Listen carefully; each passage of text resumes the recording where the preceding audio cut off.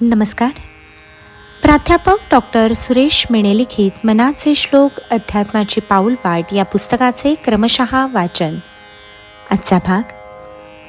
मना कोप आरोपणाते नसावी, मना बुद्धी हे साधू संगी वसावी, मना नष्ट चांडाळ तो संग त्यागी, मना होई रे मोक्ष भागी विभागी.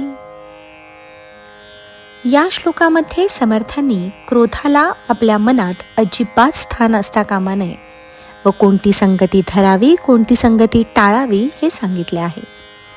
अतिरेकी संताप जर माणसाच्या मनात असेल तर त्याचे चित्त विचलित होते.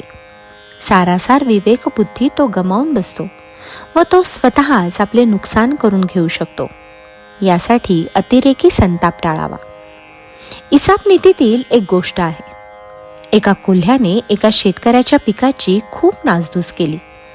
त्यामुळे तो शेतकरी प्रचंड संतापला होता. योगायोगाने तो कोल्हा शेतकऱ्याच्या सापळ्यात अडकला. कोल्हा अडकला म्हणताच शेतकऱ्याचा संताप जागृत झाला व त्याने अतिरेकी संतापापायी कोल्ह्याला चांगली अद्दल घडवायची ठरवली.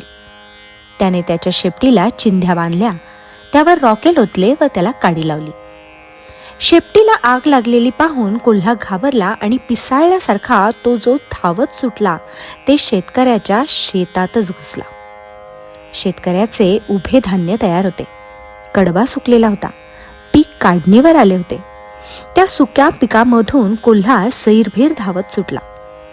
त्यामुळे त्या शेतकऱ्याचे सारे भरले पीक जळून गेले. आपल्या पिकाची राख रांगोळी झालेली पाहून शेतकऱ्याला रडण्या वाजून हाती काहीच उरले नाही. तात्पर्य: अतिरेकी संताप टाळावा. क्रोधामुळे मनाची शांतता बिघडते. त्यामुळे माणूस सारे विसरून जातो व भगवंताचे चिंतन दूरच राहते. समर्थ पुढे सांगतात की आपली बुद्धी साधू संगी वसावी, म्हणजे त्यांचे आचार विचार यात आपण आपले मन बुद्धी गुंतवावी. चांगल्या संगतीचा आपल्यावर फारच परिणाम होतो. तुकोबारायांनी सुद्धा मुक्ती आणि संपदा टाकून संत संघाची मागणी केली आहे. सुसंगतीमध्ये माणसाच्या मनातले दुष्टविचार नाहीसे होतात व चांगले विचार मनात येत राहतात. त्यामुळे योग्य माणसांची, संत सज्जनांची संगत धरावी. त्यामुळे आपले अंतःकरण शुद्ध होते. आपण रस्ता चुकलो तरी अशी माणसे आपल्याला योग्य तो मार्ग दाखवतात. आपल्याला आत्मोन्नतीचा मार्ग दाखवतात. आपल्याला सदाचरणाकडे वळवतात. अशी संगत प्रयत्नपूर्वक मिळवावी लागते, कारण सज्जनांचा सहवास अत्यंत दुर्मिळ असतो. सुभाषितकार म्हणतात, शैले शैलेन माणिक्यम मौक्तिकम न गजे गजे, साधवो नहि सर्वत्रम चंदनम न वने वने. प्रत्येक पर्वतावर काही माणसे सापडत नाहीत. प्रत्येक हत्तीच्या गंडस्थळामध्ये मोती सापडतोच असे नाही. सगळीकडेच काही सज्जन माणसे नसतात आणि चंदन वृक्ष प्रत्येक वनामध्ये आढळतोच असे नाही. जगात श्रेष्ठ गोष्टी अत्यंत दुर्मिळ असतात.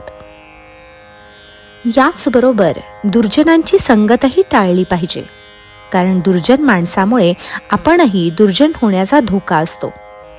एक म्हण आहे, ढवळ्या शेजारी बांधला पोवळा, वाण नाही पण गुण लागला. म्हणून अशा चांडाळांची, दुर्जनांची संगत टाळावी. त्यामुळे तुम्ही निश्चितपणे मोक्षाचे भागीदार होऊ शकता, असा विश्वास समर्थांनी दिला आहे. यासाठी क्रोधावर नियंत्रण, सज्जनांची संगत धरणे व दुर्जनांची संगत टाळणे हे मार्ग जर प्रत्येकाने अंगीकारले तर तो मोक्षाचा भागीदार होऊ शकतो, असा विश्वास समर्थांनी दिला आहे. जय जय रघुवीर समर्थ.